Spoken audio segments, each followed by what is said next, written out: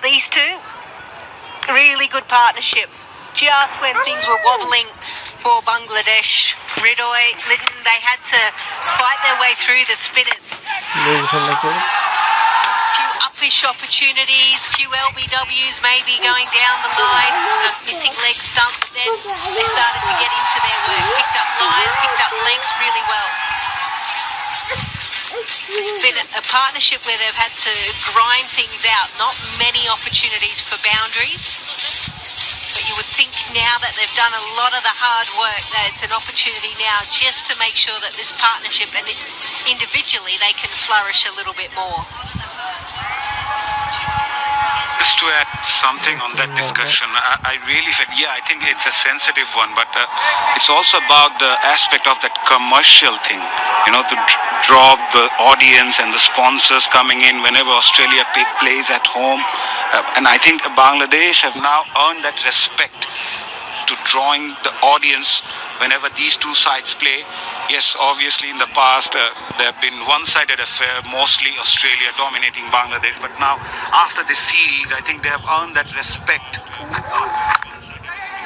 in order to get that invitation from Australia more, and maybe from the commercial aspect as well.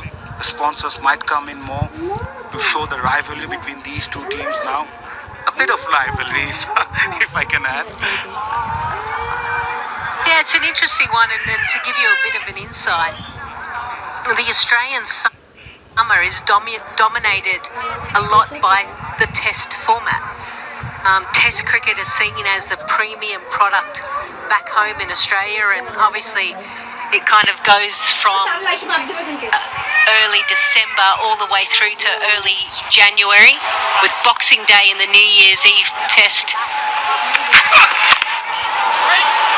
the two big products.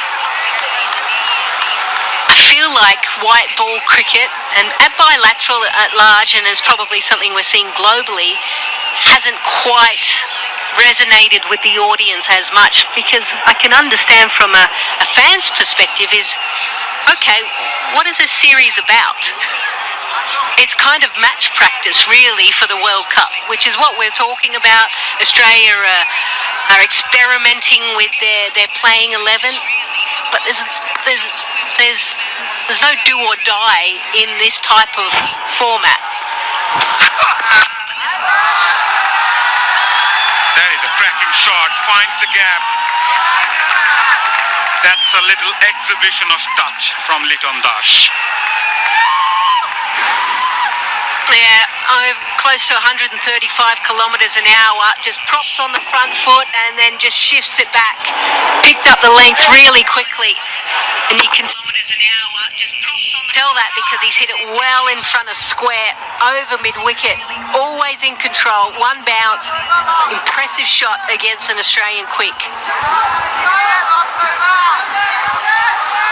Scary thing is, if Australia don't play Bangladesh regularly, they're going to come up against them in a World Cup when it does mean a lot.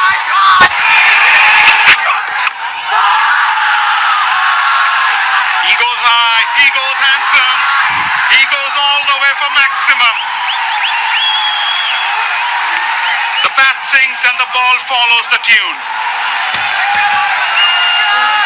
Just take a look at this, look at the wrist work. Comes on the inside line and tries to just flick it nicely, doesn't overhit it. Sets himself outside of the popping crease, bottom hand comes through, just uses the pace nicely, finds the middle and it sails away, and that has livened the crowd. A 4, a 6, everyone's up and about now. Seems like he's decided to take on maybe even before the start of the over. Boundary and a 6 in the last 2 balls. Again, took that on the full, but finds the fielder in the deep. 12 so far.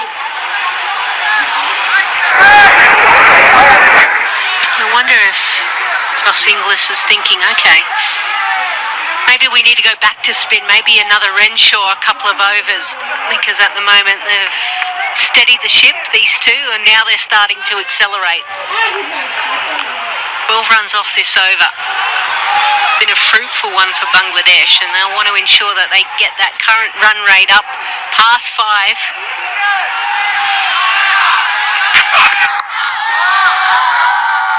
Nicely played for a single.